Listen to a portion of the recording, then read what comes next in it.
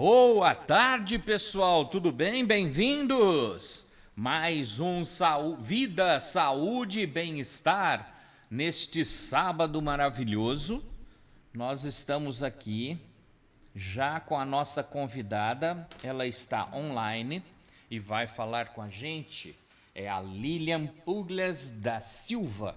Ela vai falar hoje sobre um importante...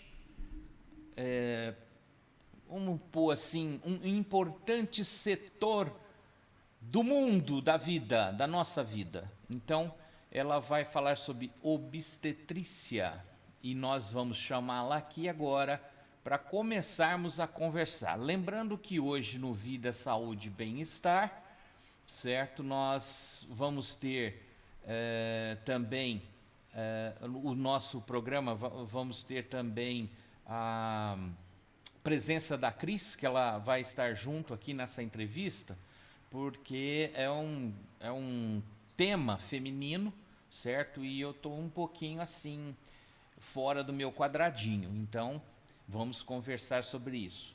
Lilian, você já está ao vivo e a cores com a gente. Boa tarde, bem-vinda. Boa tarde, Mauro. Tudo Obrigada. jóia? Tudo, graças a Deus. Obrigado por ter aceito o nosso convite, a nossa conversa, para a gente falar sobre esse importante tema aí feminino, certo? Para que a gente, inclusive os homens como eu aqui, fiquem mais por dentro desse assunto, né? Eu que agradeço, Mauro. É muito importante mesmo.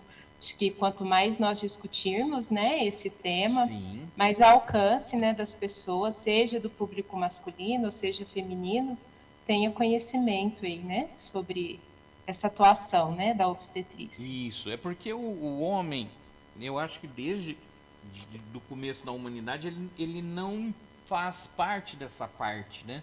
Toda vez que a gente assiste, pelo menos em filmes, em novelas e tal, o homem ficava na sala, né, torcendo ali e tal, mas ele não participava e nem sabia de como que estava acontecendo ou acontece essa situação. Então, eu gostaria, antes da gente começar no assunto, gostaria que você se apresentasse para o nosso público, porque nós estamos falando para o mundo, certo? Nós estamos falando de Franca, São Paulo, certo?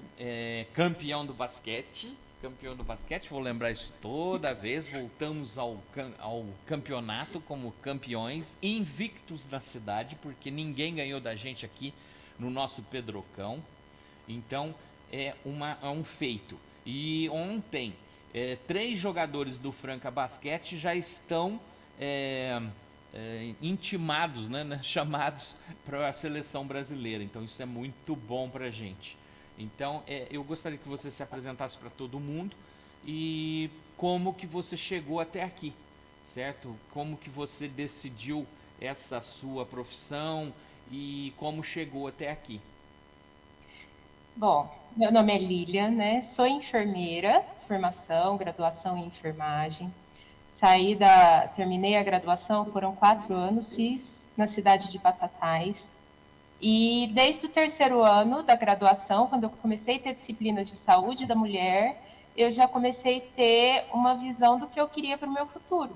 Então, a minha decisão de atuar, né, em prol, em benefício das mulheres, começou no terceiro ano da graduação. Me formei, trabalhei um tempo não na área especificamente da saúde da mulher, mas trabalhando em enfermagem. Fiz a pós-graduação em enfermagem obstétrica e tem aí uns 8 anos que eu atuo na área. Atuei na área hospitalar em maternidade por 7 anos, Nossa, muito, hein? quase 8. Eu terminei a minha parte nessa parte exclusiva assistencial em fevereiro de 2022, é recente.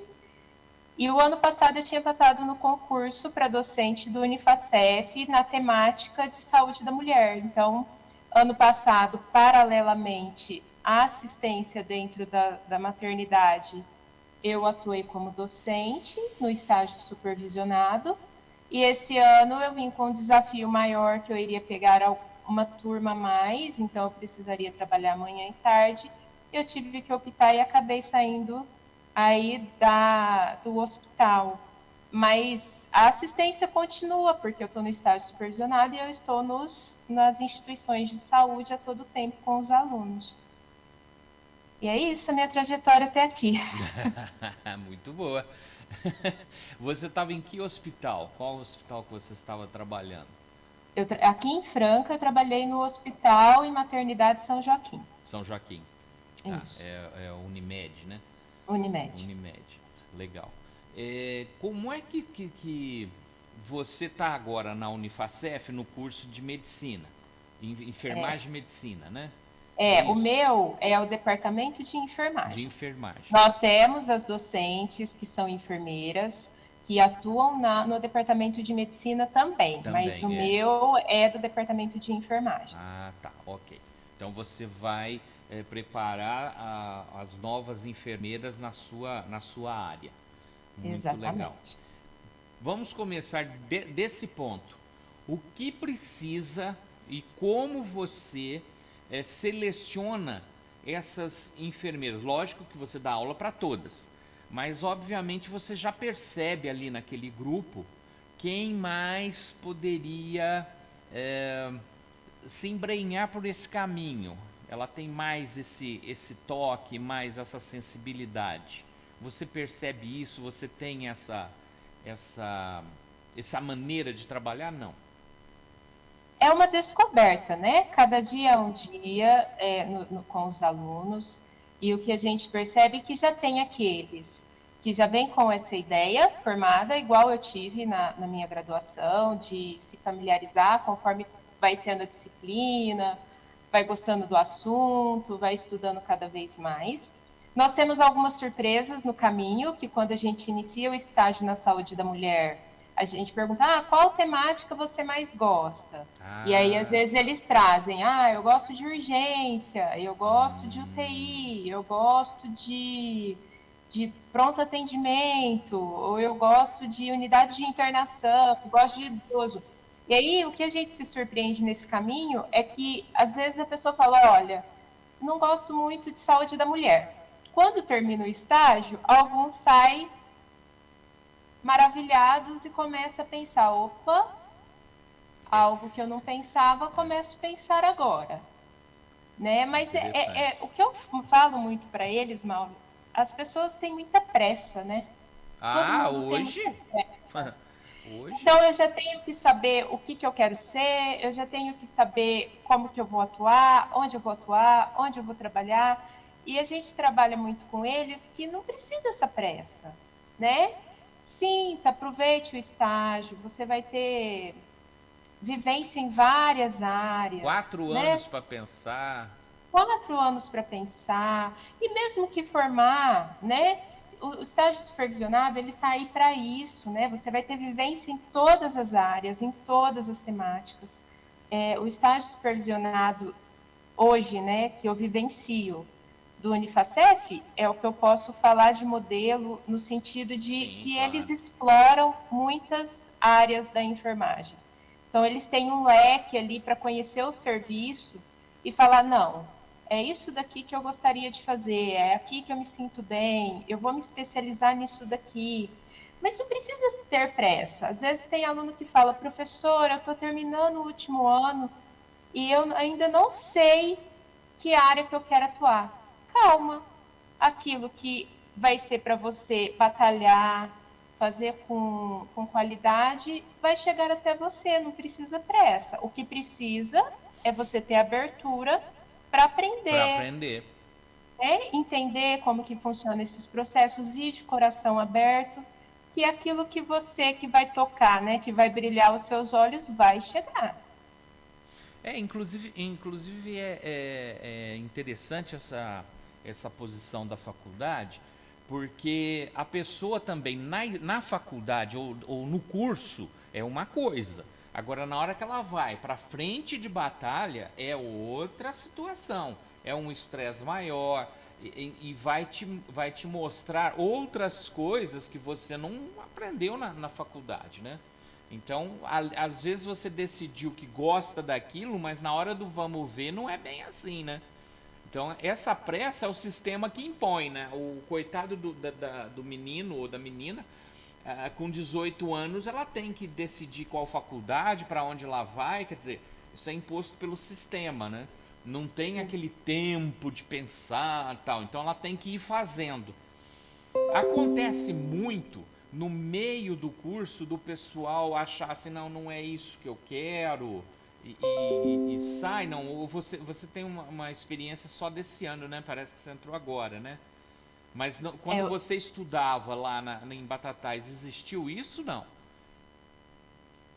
não é, existe, né? Mas não é uma maioria. Ah, tá. É uma minoria, sim, não é muitas pessoas que desistem, não. Do Unifacef, o que a gente teve de experiência é que por algum problema, né, pontual, esse aluno não conseguiu, não pôde continuar, mas retornou no próximo ano. Então, a gente teve alguns alunos aí que retornaram, retomaram da onde eles pararam para poder estar finalizando a graduação. Mas não é a maioria, não. Pelo que você falou aí, que deu para perceber, o pessoal mais, os alunos mais se encantam com o curso do que o contrário, né? Pelo que você me falou, é mais isso, né? Na hora que a pessoa vai aprendendo e se aprofundando, ele se encanta mais ainda e aí segue essa carreira. Que não é uma carreira fácil. Você passou em hospital dentro da pandemia, os 2 anos, deve ter sido barra pesada, certo? Porque Foi. vocês tiveram que se redobrar, né? Se redobrar, se Se reinventar, né? reinventar. Controlar suas emoções. O enfermeiro ele teve que ter o enfermeiro geralmente ele já tem essa característica de ter um controle emocional muito grande. Na pandemia isso veio um desafio para aumentar isso, né?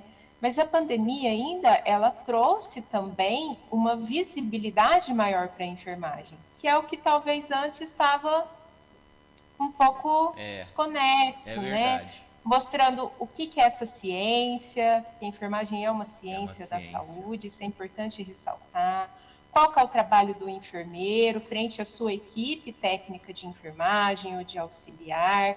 Quem que é esse profissional dentro de uma equipe multiprofissional, né? Porque o enfermeiro, se você olhar ele dentro de uma equipe, num contexto como um todo, ele é uma engrenagem. Então, se ele não funciona, a equipe acaba saindo um pouquinho fragilizada, esse cuidado chega fragilizado. Então, ele é uma engrenagem, essa engrenagem ela tem que funcionar.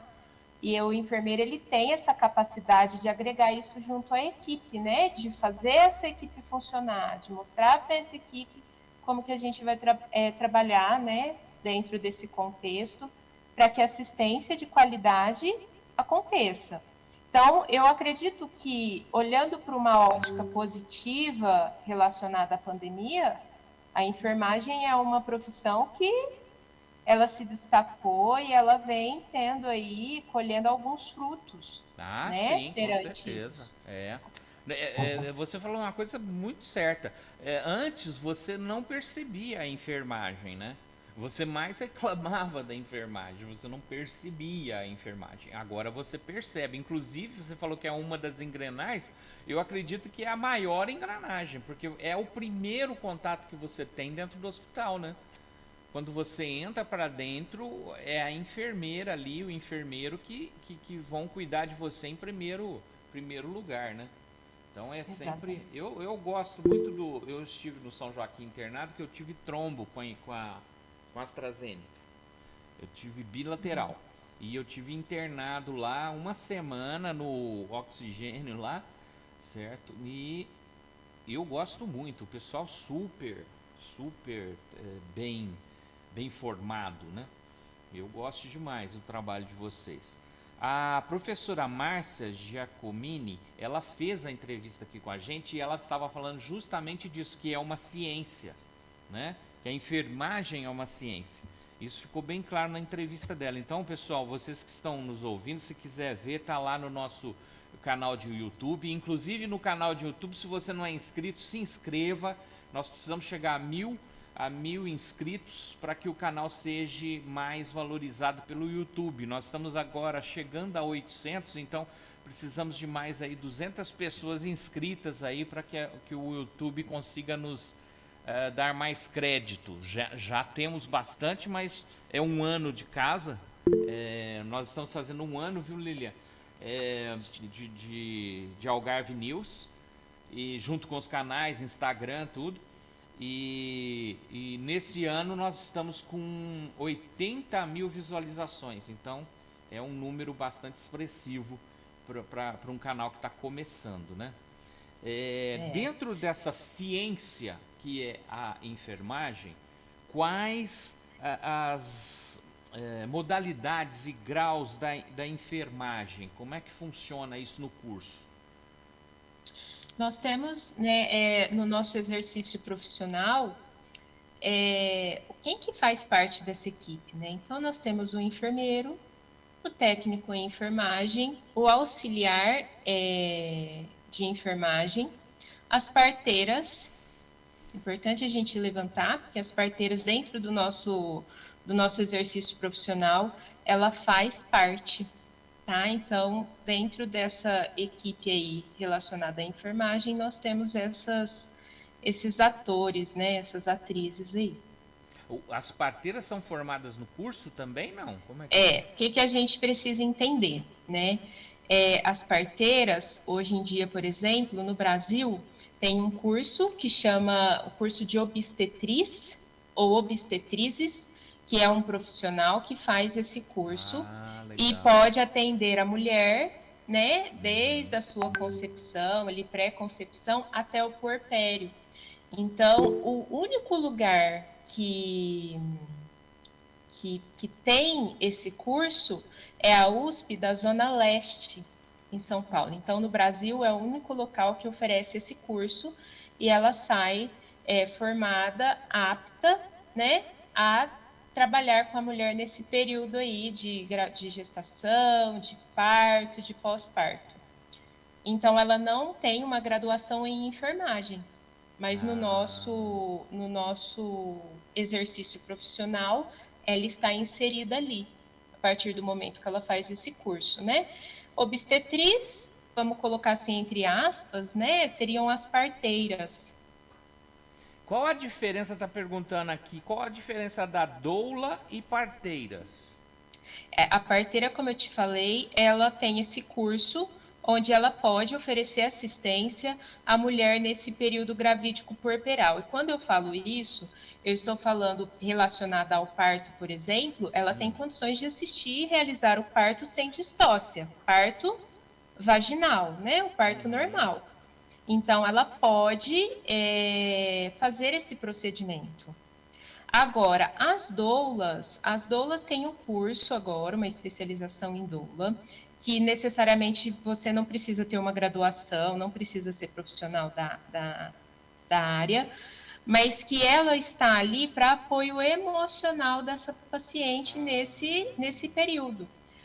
Bom, eu costumo relacionar muito a doula a antigamente, quando as nossas avós, né, bisavós, tinham seus bebês em casa, nas fazendas. Nós tínhamos a parteira e tinha sempre a figura, geralmente de uma mulher, né, ao lado dessa paciente que estava em trabalho de parto para ganhar bebê, que geralmente eram as mães, avós. A gente tem essa figura, né, se a gente lembrar lá do passado. Sim. O que vem acontecendo é que, assim, hoje tornou-se uma especialização. Então, doula significa mulher que serve, e ela faz esse papel das avós lá atrás, né, de apoio a essa mulher durante esse trabalho de parto. Então, elas desenvolvem técnicas de relaxamento durante esse período, elas desenvolvem formas, né, de alívio da dor do parto nesse processo todo. Elas servem de orientação, elas servem de suporte para a amamentação, quando essa mulher tem alguma dificuldade. Porém, ela não pode fazer alguns procedimentos técnicos. Ela não pode fazer o parto propriamente dito, né? A atuação dela se restringe a apoio à paciente.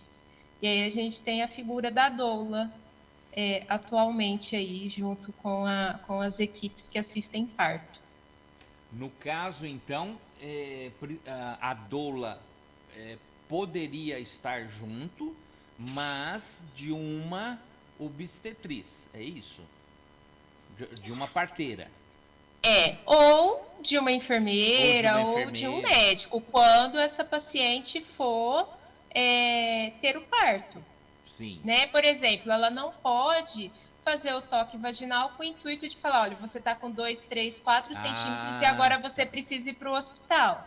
Ela não pode fazer esses procedimentos. Entendi. Tá? Mas ela pode, por exemplo, numa evolução de parto, onde, por exemplo, tem pessoas que querem o parto domiciliar, contratam uma equipe que tenha ou médico, tenha enfermeira, tem pediatra, ela ali dentro da equipe, ela vem a somar. Então, ela fica com essa paciente dando apoio emocional para essa paciente. Entendi.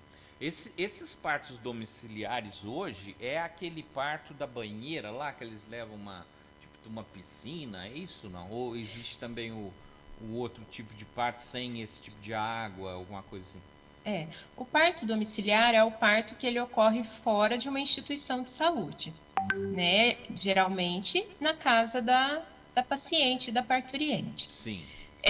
Só que isso não priva que essa parturiente, por segurança, tenha uma equipe capacitada para assistir esse parto. Sim. Porque se houver alguma complicação, a equipe tem na sua formação manejos para lidar com essa situação e levar essa paciente para dentro de uma instituição de saúde para que ela seja tratada com segurança. Legal. Né? Então, não quer dizer que essa paciente, eu vou ter o parto em casa, ela tem que ter uma equipe capacitada aí para poder estar trabalhando com ela nesse quesito. Mas o parto domiciliar é o parto que ocorre fora da instituição de saúde. Sim, entendi. Aí a maneira do parto, a paciente que vai escolher como que ela gostaria de fazer esse parto, é isso?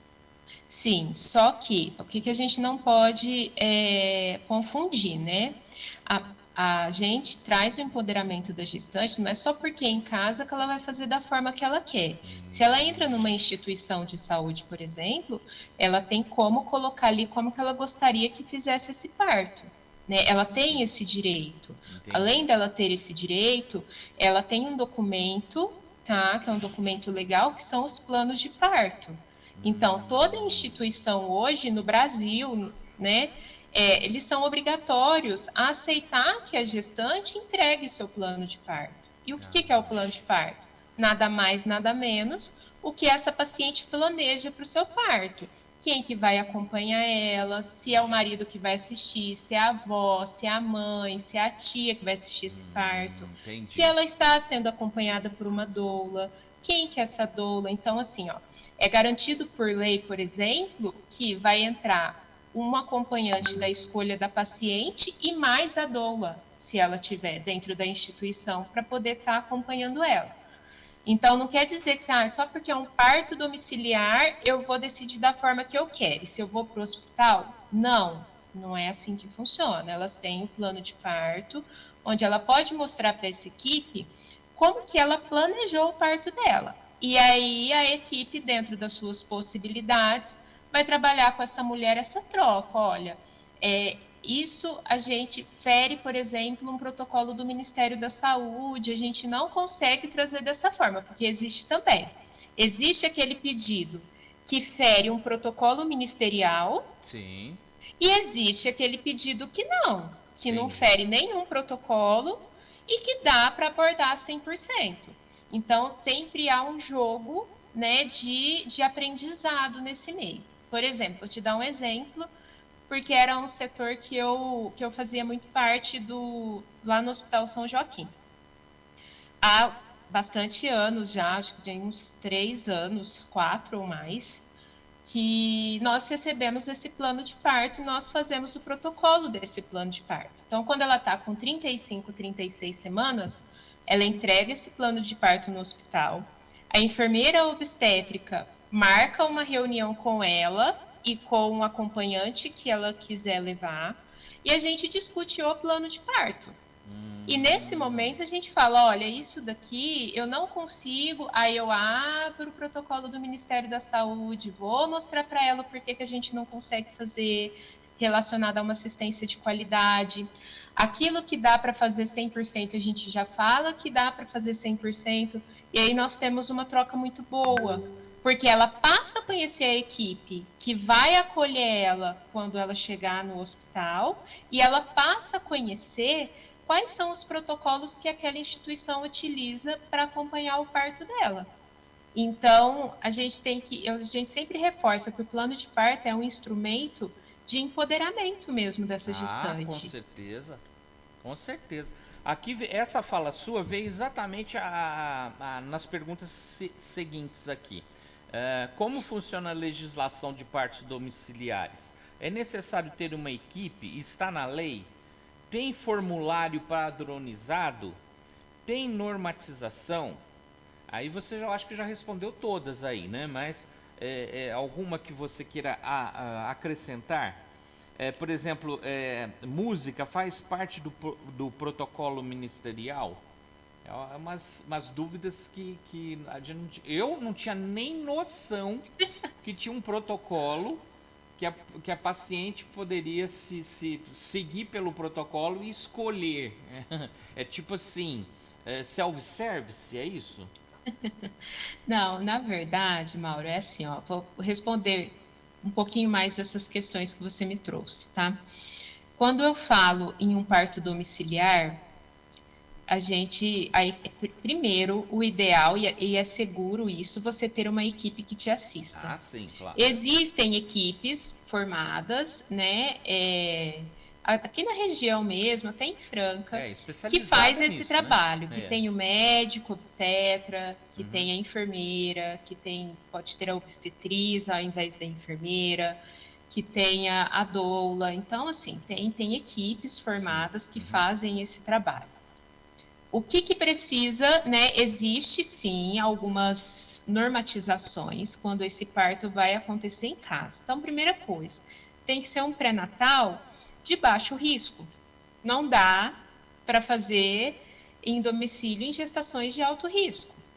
A gente precisa tomar cuidado, porque o intuito é a gente trazer uma naturalidade para o processo fisiológico, mas que não coloque em risco nem a mãe nem o bebê. Então, quando nós estamos falando em gestação de alto risco, aí algumas situações vão precisar da instituição de saúde propriamente dito, com toda a sua estrutura.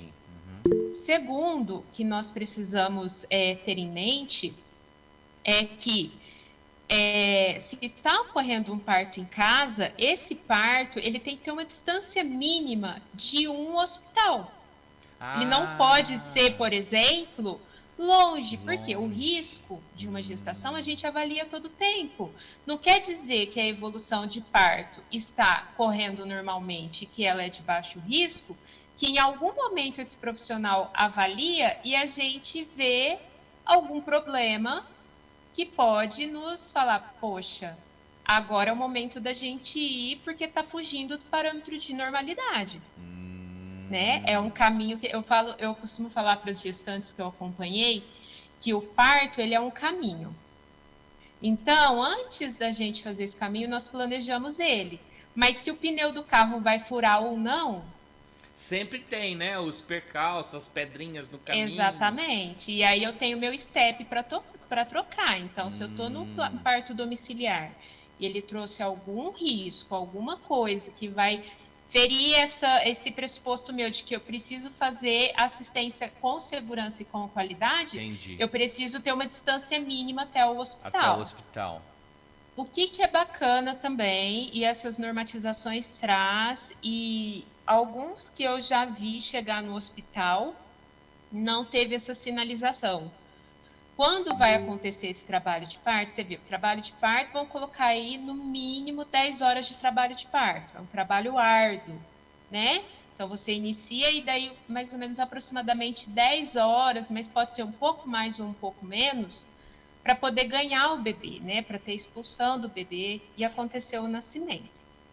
É importante esse hospital ficar sabendo que ali naquela região está acontecendo um parto Sim. domiciliar.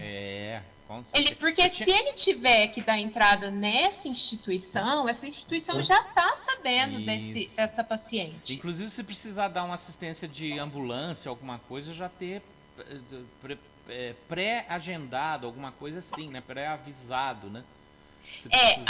O de ambulância do hospital não tem como. Mas vai chamar, se tiver que chamar o resgate, alguma coisa do tipo. Tá. Mas é na hora da chegada dessa paciente, a equipe saber, nossa, a gente sabe que tem uma paciente em trabalho de parto em casa e que vai ganhar em casa. Entendi. Entendeu? E que se acontecer qualquer coisa, ela vai chegar até nós. Então, essa comunicação é muito importante. Sim, com certeza. Né? A gente não pode esquecer disso. A gente precisa trazer do princípio que nós precisamos oferecer uma assistência de qualidade e segurança para a mãe e para o bebê.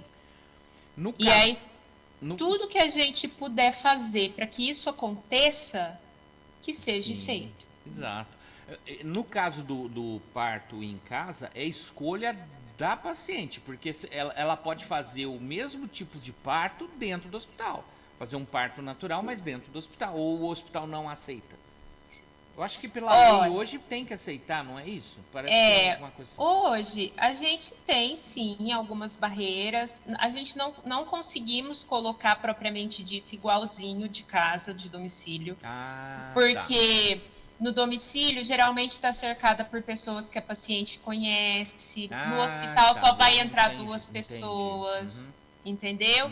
Ela vai ter outras, talvez, interferências ali no contexto hospitalar, barulhos, né? Às vezes de rouparia, de cozinha passando. Tem algumas situações que a gente não consegue, por exemplo, por estrutura física, colocar uma banheira, e às vezes na casa da paciente tem a banheira. Então, assim, a gente não consegue colocar no ambiente hospitalar, por mais que nós mudamos essa ambiência, tá? Esse ambiente, mas que se assemelhe à casa dela. Entendi. Mas nós conseguimos sim propiciar, né, um ambiente acolhedor, que essa paciente se sinta segura, junto com o seu acompanhante, com a sua doula, ali dentro da equipe, respeitando o que ela trouxe nos planos de parto. Sim, legal. Esse plano de parto é obrigatório até para fazer o domiciliar? É só para a equipe saber, né? Sim, geralmente ela já trabalha o plano de parto, quando é domiciliar, com a equipe que está assistindo ela, né? Certo. Então a equipe já está ciente. Combinado nas partes ali. Exatamente, a equipe já está ciente. E geralmente eles, quando tem essas equipes assim, ela constrói junto esse plano de parto. Então ela tem esse momento de construção dele. Esse exemplo aqui que foi perguntado do protocolo ministerial sobre música, existe isso não? O que existe dentro da evolução, né, do trabalho de parto, e o Ministério da Saúde tem nos seus manuais de conduta de assistência, as formas não farmacológicas de alívio da dor do parto. Porque hoje, Mauro, se você perguntar assim para a pessoa, olha, qual que é o seu medo referente ao parto normal? Na grande maioria, ela vai falar a dor. Dor, claro. Dor. E aí, essa mulher tem que ser empoderada desde o pré-natal de que nós temos, né, formas não farmacológicas de alívio da dor do parto. Então, musicoterapia é uma delas. E dá para fazer dentro de um hospital. A aromoterapia é uma delas também. Então, ela pode levar aqueles aromas, né, e levar para dentro do hospital. O que ela não pode é incenso. Então, por exemplo, incenso não pode porque você põe fogo. Põe fogo. No hospital, a gente tem redes de gases. Isso, não existe. E é inflamável. Isso. Então, mas se você trouxer aqueles difusores eletrônicos, sim, pra gente sem problema algum. Acupuntura, né? Aí no hospital a gente já não consegue um acupunturista, mas a gente consegue, por exemplo, uma massagem relaxante, com algum óleo que ela leva. O banho quente é uma forma também, no chuveiro ou de banheira. No hospital não tenho de banheira, mas eu tenho de chuveiro que eu consigo propiciar um alívio para você. Entende? Que assim, talvez a gente não consegue fazer 100%, mas a gente consegue trazer outras situações que ela vai ter o mesmo alívio. Então, a música, ele está dentro de um dos protocolos, sim, de assistência ao parto normal. Legal. E ele está inserido bem nessas formas não farmacológicas da dor do parto. Legal. Nossa, mas opções maravilhosas. Muito legal de saber É. disso. Umas opções ótimas. A pergunta aqui, a obstetra, de maneira geral, aceitam o parto domiciliar? Os médicos obstetras aceitam o parto? Mas é escolha da paciente, né? E aí é aquela coisa, são equipes formadas. Por exemplo, eu sou enfermeira obstétrica e eu profissionalmente falando, e não quer dizer que eu sou contra ou não, mas eu nunca tive a intenção de me vincular a uma equipe que faça parto domiciliar. Mas isso sou eu, Lilian, que nunca Sim. pensei nisso. Estava na área hospitalar, agora vim para a acadêmica, não que eu ache alguma coisa, não. E assim, nós temos o obstetra, que é o profissional médico, que vai dele se ele quer se aderir a alguma equipe, fazer esse tipo de trabalho. Entendi. Mas dentro das equipes, tem todos esses profissionais capacitados quando eles querem desenvolver esse trabalho. Aqui, ó. O que pode dizer em relação ao elevado número de cesáreas no Brasil? As mulheres querem rapidez e tranquilidade. No caso aqui da pergunta de cima, que você respondeu agora, se eles aceitam o parto domiciliar, falando dos médicos, da residência deles. Não entendi essa colocação, mas... Talvez ela queira dizer sobre a resistência do médico ao parto domiciliar. Oi, fica pode falar, difícil. Cris. Em relação à resistência dos médicos obstetras. Porque tem alguns que... Porque muitos cobram também os partos, né? Então, se você tratá-los de forma natural, dentro de casa, e às vezes não precisa do médico lá, pode ter uma outra equipe, ou isso é necessário? Na presença do médico dentro da equipe. Porque às vezes você monta todo o esquema com parto em casa, não tendo a necessidade da presença do médico obstetra, ele deixa, de certa forma, de ganhar. E tem alguns que também... Assim, Mauro. E tem alguns que também têm a resistência por conta da ciência, né? Porque acha que talvez isso não seja ciência, essas coisas alternativas que a gente está acostumado, né? É tal coisa, a paciente durante 9 meses, ela percebe isso do médico, ela troca o médico. Ela vai atrás de um que faça, né, da maneira que ela queira, né? Acredito. Não necessariamente, Mauro. Não necessariamente. Ideia, né? O que você me conta, Lilian? Eu não quero te colocar numa saia justa. Isso. Mas eu acho que é importante a gente saber, porque os médicos... existe hoje uma discussão, né? Como diria o Jô natural, Soares. o que é alternativo, né? Se é ciência, se não é. Mas você respondeu que musicoterapia, aromoterapia já está sendo aceita. Então, é bacana isso, eu não sabia. Eu também não sabia, não. Falando igual o Jô Soares, só adaptando, não querendo te pôr em saia justa, já te colocando, como que é essa posição sua? O que você me conta? Bom, é complicado responder, né? Porque a pergunta é o porquê da resistência dos médicos. Eu acho que quando a gente já coloca uma outra categoria profissional, é só eles para responder, né? Eu não tenho como vir falar qual que é a resistência deles relacionada ao parto domiciliar ou ao parto normal. Mas eu acredito muito no que, né? Essa paciente se informar. Nós temos muitos profissionais, são profissionais muito capacitados, né? Num contexto geral, no qual a gente precisa escolher aquele que melhor não se adeque, mas que eu tenha uma interação melhor, que eu tenha atenda ao seu desejo, né? A sua expectativa, né? Porque eu falo assim, Mauro, olha, médico é igual roupa. Médico é igual roupa. Aquele que serviu para mim necessariamente não vai atender às suas necessidades, mas isso está inerente ao médico? Não. Isso está inerente à minha necessidade. Isso, exatamente. Entendeu? Então, eu falo assim que não tem que ter estresse, né? A gente não tem que brigar, a gente não tem que expor ninguém. Pelo contrário, a gente tem que entender qual que é a visão daquele profissional referente a essa área que eu quero percorrer, a esse caminho que eu quero percorrer. Porque às vezes eu já vi muito médico, assim como eu já vi também muita intercorrência de partos, e que o médico saiu assim brilhantemente. Entendeu? Às vezes, ele precisou fazer, realmente tinha necessidade de fazer. Então, eu acho que essa é uma questão que não tem como achar culpado. Não tem que achar culpado. Mas a gente tem que respeitar, né, a vivência de cada um e aquele que vai suprir a nossa necessidade no momento. Mas o que a gente vê, e eu acho que é o que pega hoje, sabe, Mauro? É importante a gente falar sobre isso. Se a gente olhar num panorama histórico da saúde da mulher, e aí eu tô falando disso de 38 anos, 39 anos atrás, que não é muito tempo.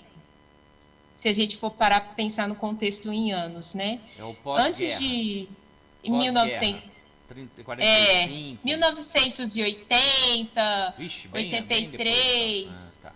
Qual que era o contexto da saúde da mulher? Né? A mulher tinha seus direitos garantidos à assistência à saúde apenas quando ficavam gestantes. Se ela não tivesse gestante, ela não tinha direito à saúde. Que isso? E aí o que acontece? Vem o quê? Todas aquelas revoluções de igualdade. Não, eu sou uma mulher que merece ser assistida em todas as áreas da minha vida. Óbvio, é um ser humano. Desde a adolescência até ao climatério, até a minha vida idosa. E aí a gente tem o quê? Um marco muito importante nessa história, que é o PAISME, né? Que é o Programa de Atenção Integral à Saúde da Mulher, que ele chegou em 84, olhando essa integralidade da assistência. A mulher tem direito de ser assistida em todos os ciclos da sua vida, e não só no gravídico puerperal. E aí, a partir disso, esse programa ele vira uma política alguns anos depois, se eu não me engano, em 2004. E aí, vamos levar para o contexto de gestação, né? E aí vem o programa de humanização do pré-natal e nascimento, que ele traz lá um mínimo de pré-natal. Esse pré-natal, em conjunto, se ele é de baixo risco, enfermeiro e médico, né? Potencializando todo esse ganho da mulher até hoje. E por que é necessário isso também? Porque muito paralelamente a gente vem com a medicina, né? Com os avanços da medicina. Então, aquela mulher que ganhava bebê em casa e o avanço da medicina ali paralelo, começa o quê? Não, uma assistência de qualidade é eu fazer uma cesariana nessa mulher, eu ter o controle da situação para não passar do tempo de nascer, porque às vezes a gente tem complicação no parto normal. Sim. E aí a gente começa a medicalizar um pouquinho o parto, né, nesse contexto histórico. E aí vem todas essas bandeiras de humanização. Por quê? Porque a Organização Mundial de Saúde, o Ministério de Saúde, preconiza o quê? Dos partos, 15% evoluem para uma cesárea. E a cesárea, ela é de tudo errada? Não, se em 15% eu preciso fazer ela, é porque eu salvo a vida da mãe e do bebê. Sim, claro. Uma coisa e a medicina entra nisso lindamente. Lógico. Os outros 85%, né, 90%, daria para fazer um parto normal sem intercorrência nenhuma. Qual que é o problema? E é um problema único e exclusivamente do Brasil? Não. Normalmente, de outros países também, que é a inversão disso. Então, hoje no SUS eu tenho 60% de partos cesáreas, no privado pode ser que eu tenha um pouco mais, 80%. Tá? E aí vem toda essa luta da mulher tomar o parto como ela, atriz principal, e não o médico, não a equipe, não o hospital. Né? E aí vem todas essas bandeiras de humanização, pedindo o quê? Que respeite esse processo fisiológico. É uma luta que não começou hoje. É uma luta que começa bem lá atrás. E nós estamos ganhando espaço. Né? As mulheres estão ganhando espaço. Elas estão voltando a essa temática de que ela é um ser que provida de direitos. E ela sabe disso. Né? Então, o que nós vivemos hoje é isso, essa reivindicação.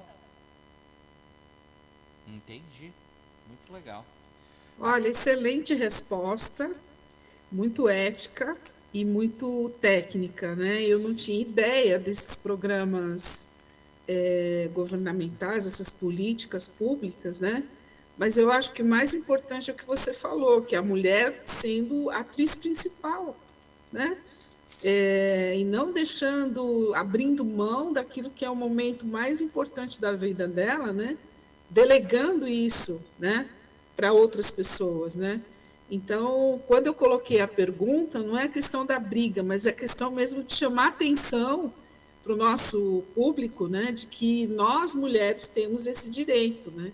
Isso é muito importante porque a gente não É por isso sabia que eu mesmo. coloquei, Eu, talvez, como homem, desculpa né? se eu coloquei você numa saia justa, mas eu acho que precisava Não. instigar para a gente chegar lá.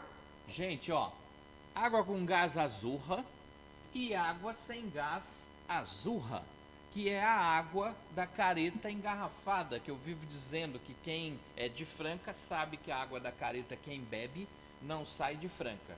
E aí, com a água de gás, eu uso lemon, a essência de lemon do doTERRA, que a Gi representa aqui em Franca e tem sorteado pro pessoal, ó, 2 gotinhas e você vai ter uma delícia. Nossa, maravilhoso. Uma delícia de se tomar.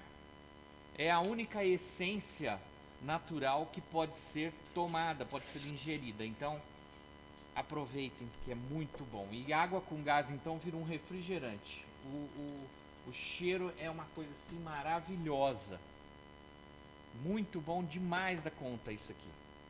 Vamos continuar, porque hoje nós temos só 1 horinha, porque a nossa convidada tem outros compromissos após esse horário. Deixa eu só ler um textinho aqui que foi assim. A violência obstétrica é um tipo de violência contra a mulher praticada pelos profissionais da saúde que se caracteriza pelo desrespeito, abusos e maus tratos durante a gestação e ou no momento do parto, seja de forma psicológica ou física. O que é violência no parto? É desrespeito à mulher, à sua autonomia, ao seu corpo, aos seus processos reprodutivos, podendo manifestar-se por meio de violência verbal, física ou sexual, e pela adoção de intervenções e procedimentos desnecessários e ou sem evidências científicas. Aí vem a pergunta: quais os tipos de violência obstétrica? Alguns tipos de violência obstetras aqui é negar o tratamento durante o parto, qualquer tipo de prática invasiva, intervenção médica forçada, humilhações verbais, tratamento rude, ignorar necessidades e dores sentidas pela mulher, machismo, preconceito por raça, cor, classe social, gênero ou qualquer outro. Lembra daquele caso? Aí vem o caso que aconteceu há um tempo atrás aí do médico lá, né? Influenciadora digital que o obstetra xingou, mandou ela ir rápido, esteve nas mídias sociais, não faz nem 2 meses. Pode falar da paixão por ser enfermeira obstetra, o que precisa ser, mas os cuidados com o paciente, humanização do parto. Então vai nesse pega aqui, essa conversa aqui. Mas isso é um caso isolado, não é não? Com todas você está falando, com todo esse protocolo que a pessoa hoje, a paciente, escolhe todo o procedimento, escolhe equipe, escolhe onde ser, isso aqui é uma falha pequena não é pequena, de pouca, que ocorre pouco, né? Não seria isso? Bom, Mauro, eu vou falar da minha realidade, a que eu vivenciei todo esse tempo, né, profissional. Graças a Deus, eu não vivenciei coisas... Imagino, não é possível que seja... terríveis. Porém, já conversei com mulheres que, inclusive, quando foram procurar, né, os hospitais que eu já trabalhei, em conversa, nessas conversas de conhecimento da equipe, reconhecer o local que vai ter o bebê, entregar o plano de parto, ela trouxe alguns contextos do que ela sofreu quando ela teve o primeiro filho, os primeiros filhos, e do trauma dela de ter que passar por essa situação novamente. Então, assim, a minha realidade profissional nos locais que eu trabalhei, não vi coisas estrondosas dessa forma, mas eu já ouvi relatos. Então, se tem relato, é porque teve. Né? E aí o que nós não podemos negligenciar, né? Nós temos que ter isso em mente, que tudo que você vai fazer no corpo do outro, você precisa de autorização. Já começa aí. Boa. Então, eu como enfermeira, fugindo do contexto de enfermagem obstétrica ou de parto, se eu vou funcionar uma veia em você, eu não tenho que conversar com você e explicar o procedimento que eu vou fazer? Se você falar, não, você não vai pegar minha veia, eu não vou te amarrar e pegar a sua veia forçadamente. Verdade.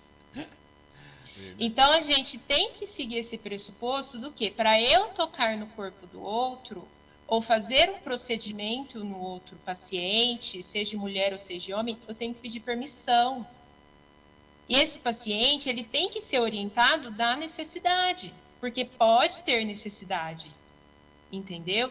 Então eu falo assim, tudo que é conversado, né, tudo que é combinado ali no momento, profissional paciente, não sai caro.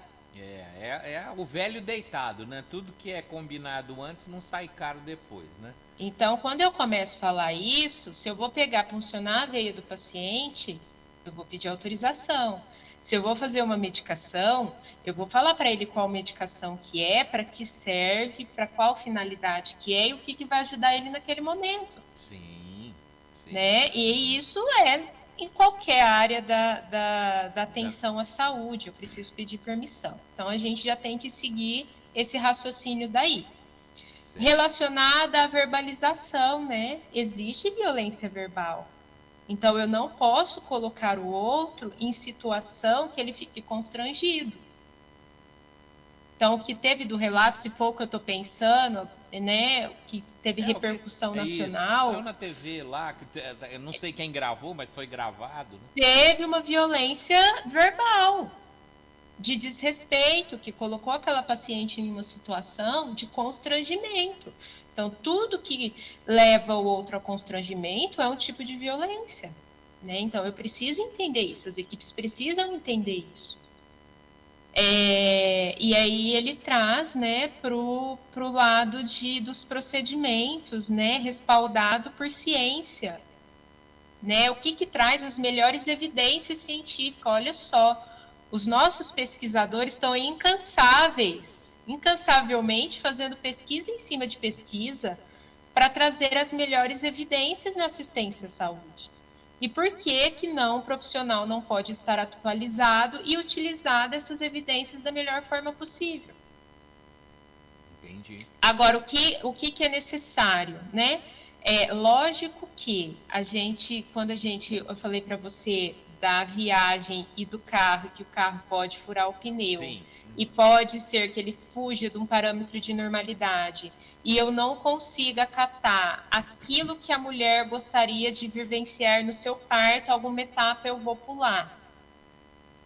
Por conta da situação que ela está correndo, o profissional tem autonomia o suficiente, sim, de falar para ela, eu não vou respeitar essa parte, por isso, eu tenho uma legislação que me assegura e eu vou colocar em prontuário.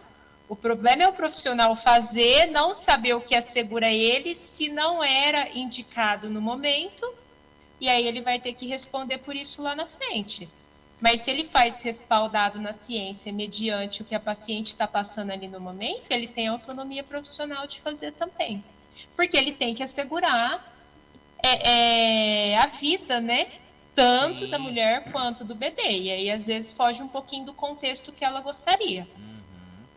Dentro da sala de parto, o médico é absoluto, é isso? Ou não? A enfermagem pode intervir em alguma coisa? Está caindo muito isso, né? Eu lembro do início de tudo, né? A chegada das doulas, a resistência com a chegada das doulas, e hoje, o ganho que nós tivemos, né? O que a gente tem que saber, e isso é em qualquer lado, é a gente saber se colocar. A partir do momento que nós sabemos o nosso lugar, não tem estresse. Eu acho que a enfermagem obstétrica, ela vem muito nisso. Ela é um elo de comunicação entre a equipe e a paciente. Eu falo que o enfermeiro obstétrico, ele é muito mediador. Ele sabe como que ele fala, ele sabe como que ele chega, e ele consegue ganhar o espaço de uma forma muito tranquila. Então, lembra que eu falei da engrenagem? No parto, o enfermeiro obstétrico, ele é um mediador de conflito. Entendi. Como os protocolos podem ter eficiência na gravidez e puerpério nas regiões com menos condições hospitalares ou locais onde não tem assistência nenhuma, em regiões tipo Amazônia ou no meio de floresta, por exemplo? Aqui é tal coisa, a gente vive num outro mundo, né?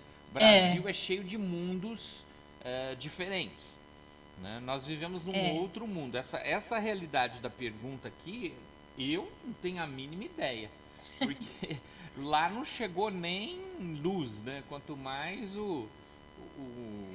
os direitos. Então, Mauro, não tem luz, não tem nada, mas tem protocolos do Ministério da Saúde, né, para essas regiões. Né? Eu acho que tem que ter um mínimo, né? Não sei.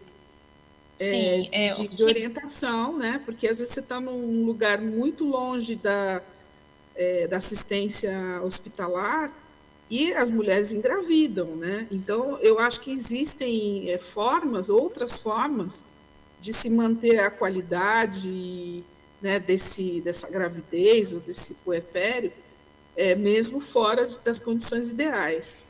Eu não sei se existe alguma coisa relacionada aí. O que nós temos, assim, não é a minha área, assim, né? Não é minha vivência, né? Exato. Uma coisa quando você vivencia, outra coisa. Mas, assim, a gente não pode esquecer que dentro aqui da minha equipe, né, do meu exercício profissional, eu tenho as parteiras. Primeira coisa. Eu não tenho médico lá naquelas populações ribeirinhas, mas talvez eu tenha naquela comunidade ainda as parteiras, né? Não posso esquecer disso. E aí também, assim, pensando num contexto, por exemplo, tem algumas medicações para controle de hemorragia, que eu não vou ter ampola lá para fazer endovenoso ou intramuscular, mas eu tenho comprimido. Eu tenho uma segunda opção que é comprimido. Então, é um protocolo que ele é flexível aí conforme a demanda do setor, né, da unidade e da vivência dessa mulher, o local que ela está. Não vou me atrever a falar de cada parte, como eu falei, porque não é minha vivência, mas, por exemplo, a gente tem essas alternativas, mediante a um sangramento pós-parto. Eu só tenho medicação ampola para fazer ou intramuscular ou endovenoso? Não, eu tenho comprimido também que ajuda nesse processo da hemorragia pós-parto, por exemplo.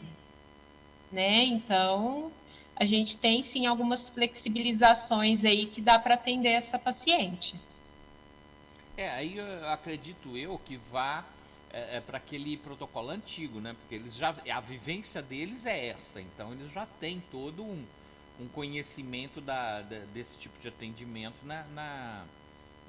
nessa área, né?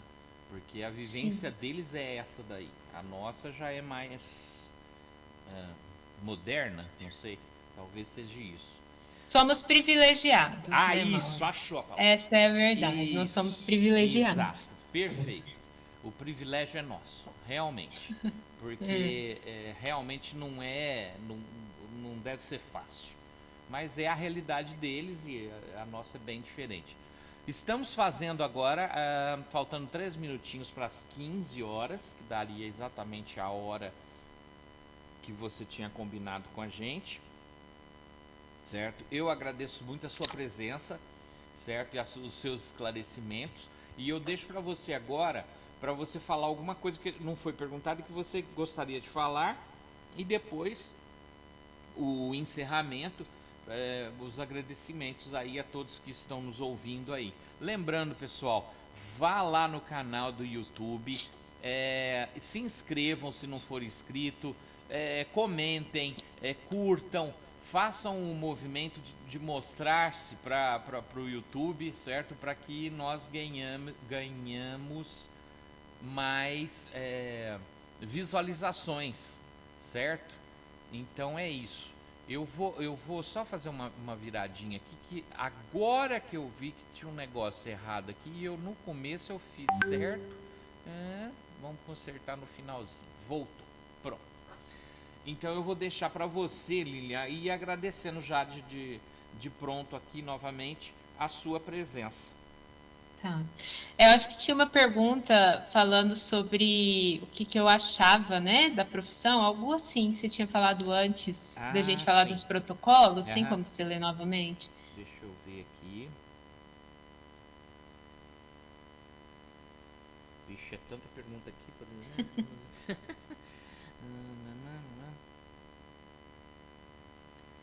Não vou achar. Não vai, não tem... Era alguma coisa relacionada à profissão, né? Sim. E aí, assim, eu sou suspeita a falar, né? Porque é minha profissão... tá aqui. Pode falar da paixão por ser enfermeira obstetra e o que precisa ser, mais os cuidados com o paciente e humanização do parto? Então, como eu estava falando, eu sou suspeita a falar, né? Porque é minha área de temática desde o terceiro ano da graduação, que é a minha menina dos olhos, né? Então, fica meio complicado discursar sobre essa paixão. Inclusive mas agora sendo professora, né? Ainda mais agora sendo professora nessa área. Então, é meio complicado falar, mas vamos lá. O que eu acredito, né? E eu acho que isso inerente a qualquer profissão. Para mim, um profissional completo, hoje eu penso muito nisso, é o profissional que ele alinha a teoria com a sua prática. E hoje em dia é um contexto que às vezes nós não vemos tanto nos profissionais, por exemplo, assistenciais. Sim. Que eles ficaram, né, parados um pouquinho naquele aprendizado, e é muito dinâmico, o conhecimento é muito dinâmico, a cada minuto é uma descoberta diferente.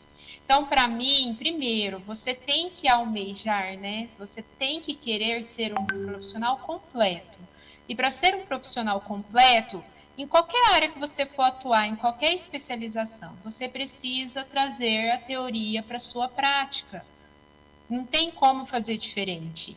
E a obstetrícia não é diferente. Nós precisamos de profissionais completos para assegurar toda essa assistência à mulher. E nesse cenário, nós não temos só o enfermeiro, né? Dentro dessa equipe, nós temos o enfermeiro obstétrico, nós temos o médico, que é o obstetra, nós temos as obstetrizes, nós temos a doula, a mulher e a sua família. Então, olha só, trazer a mulher e a sua família como membro dessa equipe é importante, a gente precisa ouvir ela. Você esqueceu do bebê. A gente precisa ouvir essa família. Você esqueceu do bebê. Do bebê também. Mas, assim, a gente precisa ouvir essa família e nós precisamos oferecer assistência de qualidade. Isso com certeza, sem dúvida nenhuma. Direitos e deveres. Mas o que você estava falando do falar e fazer é o velho deitado também, né? Que faço o que eu falo, não faço o que eu faço, né? Para não ter esse problema. Então, segue o que a professora está dizendo. Aprendam, estudem, se especializem, né? E gostem do que estão fazendo, que aí casou tudo certo. Não é isso? Isso. Mauro, eu gostaria de te agradecer. Obrigada pela oportunidade, viu? Foi muito bom esse momento de conversa. Espero ter atingido o objetivo de vocês. Opa, com certeza. O que vocês precisarem, eu estou à disposição, tá? Se alguém também precisar de alguma informação a mais, A gente, Pode me procurar. o seu Insta é o mais fácil de te achar ou não? Você é mais fácil no canal de Face? O Instagram pode ser mais fácil de achar. Arroba Ou Lili- e-mail também, se você quiser depois também, eu passo o e-mail e você coloca para o tá. pessoal também. O e-mail também é bacana. Legal, tá certo. Então quem precisar de alguma dica, alguma coisa, ela está se disponibilizando aqui. Podem perguntar, certo? Professora sabe tudo, tá em casa. Ninguém sabe tudo, Mauro. Não, tá no caminho. Lilian, queria te agradecer. Eu te coloquei numa saia justa, mas o objetivo é a gente tirar as dúvidas, né, e desmistificar as profissões, né, porque a humanização hoje é o canal, né, hoje você tem que estar perto das pessoas, né, com amor incondicional, porque é isso que vale, né, no final. Então, eu queria te agradecer por essa entrevista e gostei muito das suas respostas. Eu sou professora também, e eu entendo muito bem essa paixão que você tem, né? Você passa essa paixão no olhar, né? Com verdade. Então, isso é muito bacana. Parabéns. Muito obrigada pela entrevista. Que bom, Maria Cristina, eu que agradeço. E não foi saia justa, não. Eu não vejo assim. E, assim, o que me dá ânimo todos os dias é que eu vejo uma evolução. Sabe? Olhando para trás e olhando aonde nós chegamos, eu vejo uma evolução. Tanto na profissão de enfermeiro, quanto no empoderamento dessas mulheres, as conquistas, né? A gente não pode esquecer isso. Eu falo que as derrotas a gente tende a curtir mais do que as conquistas. Infelizmente, o ser humano é assim. É verdade. Ele curte por muito mais tempo as derrotas e por muito menos tempo as conquistas. É porque dói, né? E nesse processo, eu já vi assim que nós evoluímos muito. Precisa evoluir mais? Precisa. Sim. Mas nós já tivemos ganhos assim que para mim são ganhos excepcionais. Não deu tempo de falar de puerpério. Eu tenho uma paixão por puerpério, pelo pós-parto, que foi o meu trabalho de defesa do mestrado. Olha. Mas fica uma próxima conversa.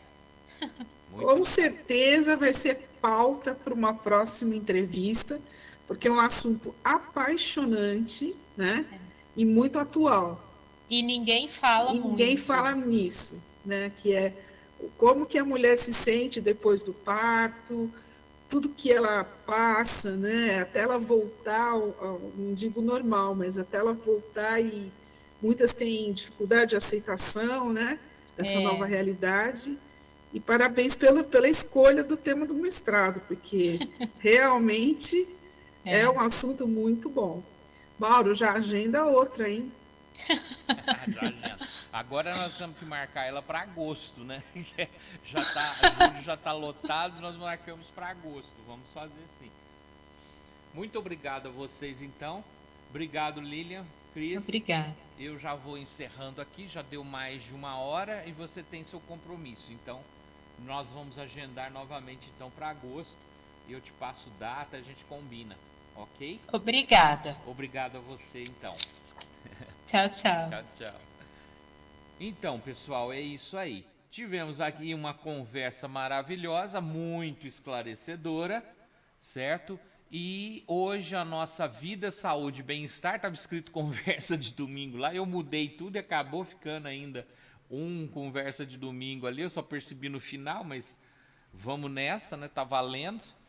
E eu agradeço a todos vocês. Lembrando, se não for inscrito, vá lá no canal do YouTube, se inscreva, mande para os seus amigos se vocês gostarem. Se não gostarem, mande para os inimigos. O que nós precisamos da curtida lá, da inscrição, para chegarmos a 1000. Aí o YouTube já nos reconhece e melhora a nossa pontuação, a nossa visualização. Então nós ficamos por aqui neste sábado. Voltamos amanhã com conversa de domingo, tá certo? Um grande abraço a todos vocês aí. E amanhã às 15 horas eu vejo vocês aqui novamente. Na rádio continua as músicas, vão voltar as músicas, 24 horas de música, na web Rádio Algarve News. Curtam, compartilhem, comentem. Muito obrigado. Tchau. Fui.